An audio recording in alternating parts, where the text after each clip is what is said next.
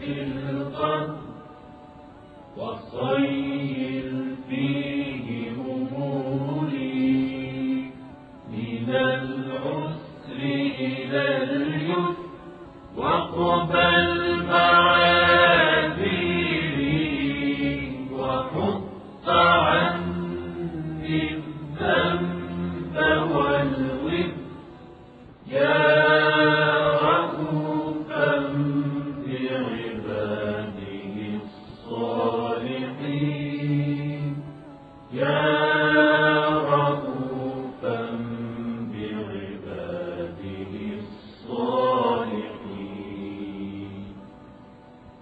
O Allah, on this day bestow on me the blessings of Laylatul Qadr, and change my affairs from being difficult to being easy, and accept my apologies, and decrease my sins and burdens, O the Compassionate One with His righteous servants. أعوذ بالله من الشيطان الرجيم بسم الله الرحمن الرحيم السلام عليكم ورحمة الله وبركاته. We're now at the last few days of the blessed month of Ramadan, and this 27th day is one of the important days in the calendar of the believer. We have been going through the Layali al-Qadr, the nights of grandeur, the nights of power, the nights of destiny, and I'm sure we've been asking Allah for our desires, our wishes for this world and for the next.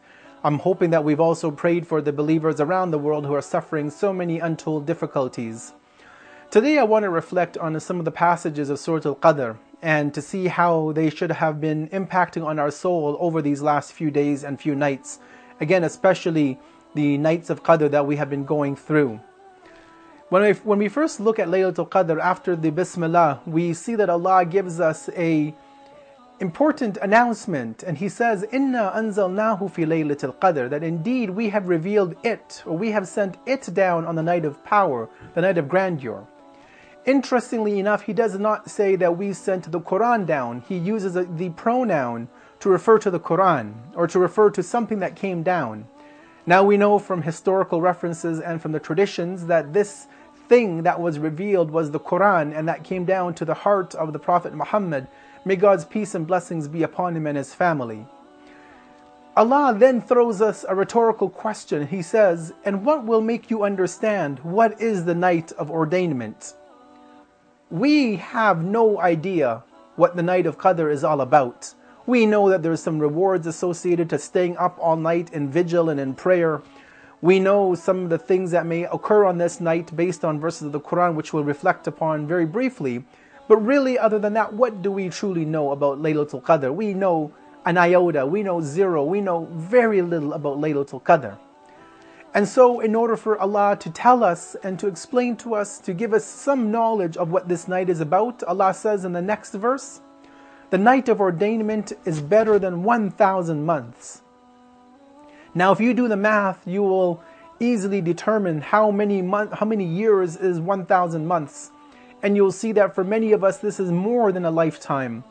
This is more than we could ever imagine, perhaps, to ever live. But Allah tells us that this one night of Qadr, of destiny, of ordainment is better than an entire life. What happens on this night? Because if it's so important, something important should be happening. The night is worth 1,000 months. Something was revealed on this night, but what is the importance of this night? Again, were it not for Allah to tell us, we would be completely in the blank. We would not know what the importance of Laylatul Qadr is. And so Allah tells us, "In it the angels and the Spirit descend by the permission of their Lord with every command."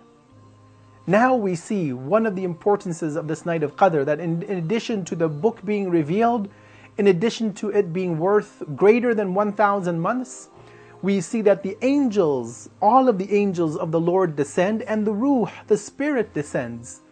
And they descend with the permission of their Lord with every command, with everything which will be ordained for the next upcoming year. And then we're told at the end of this chapter, peace until the rising of the dawn.